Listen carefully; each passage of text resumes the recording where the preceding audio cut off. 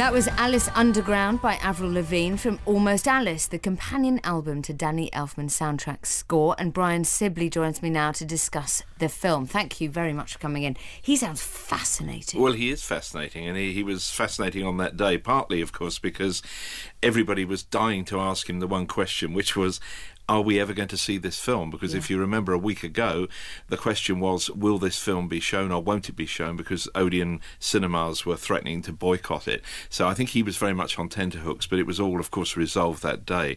And that issue itself is, of course, has added to the hype of this film, no end. I feel enormous hype and excitement about the film, and it was quite interesting just when you came in before. I said, what's it like? Tell me everything. And you said, it's not really the story of Alice in Wonderland. Yeah, Tell me. Well, it isn't what it says on the tin, and that I don't think is anything to do with Tim Burton's intention, but it is undoubtedly part of the marketing of this film. So if you go and see it with a completely open mind. Forget anything that you think you know or you do know about Alice in Wonderland. Forget the original Disney version of 1951, because it's nothing like that.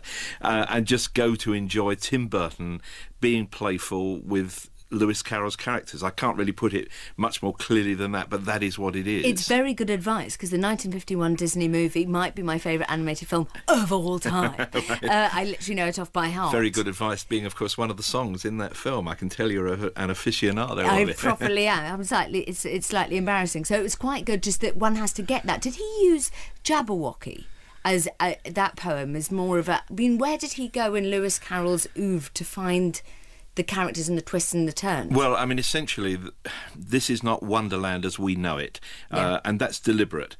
In fact, the place is called Underland, and when Alice arrives there, she mistakenly thinks it's Wonderland, and they all say, no, it's Underland. The last time somebody came here, they got the name wrong. So there's this fun idea, which I really like, and other people have played with, in fact, over the years, which is that Wonderland, or Underland, is a real place where characters really exist, and their lives go on, and it just happened that one day back in 1865 as this child blundered into the story and caused this kind of chaos.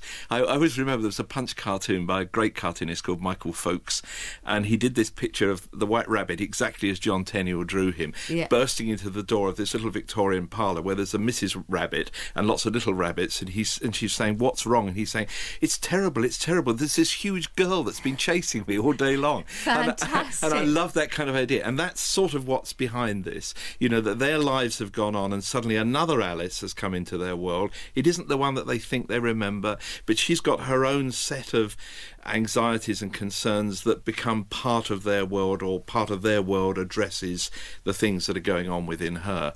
And it's it's interesting and quirky, and it's terribly Burton-esque. There are sort of two things we probably need to really focus on. A, the look of the film. Yes. The fact that it's 3D, it's against green. I love the Kermit question, by the way. The green screen. And also, let's talk about the performances, because I love Anne Hathaway. My husband loves Johnny Depp. I mean, it feels, A, very Burton-esque, and B, like these might be knockout performances. Well, there are some knockout performances in it. I don't think Johnny Depp probably is one of them. This is probably a kind of terrible thing to say, because of course everybody reveres the man, and I love much that he's done, but the madness kind of tips over into something which is sort of out of control. There's always a madness about Johnny Depp. I think he's mad as Jack Sparrow. He was sort of very, very strange, quietly, subduedly mad in Charlie and the Chocolate Factory. Mad even as way back as Edward Scissorhands. So there's this slightly kind of loony edge, which is obviously something which Tim Burton has seized on and has used and played with. But here I think it gets sort of out of control.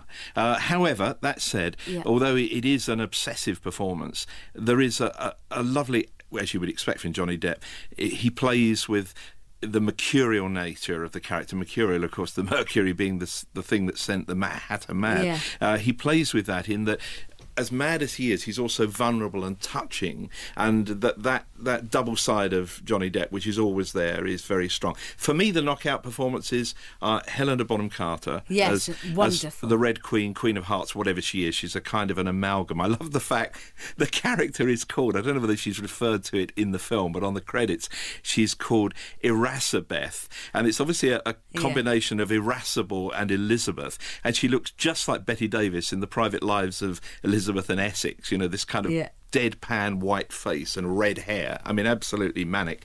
And she's great. And Matt Lucas, who doubles as Tweedledum and Tweedledee, and is terrific. But there's nice vocal performances from Alan Rickman as the caterpillar. Yes. Stephen Fry as a sort of smug Cheshire cat, I mean, absolutely suited to him. And a few words from Sir Christopher Lee as the Jabberwock. Yeah. So it's a fascinating roll call of performances.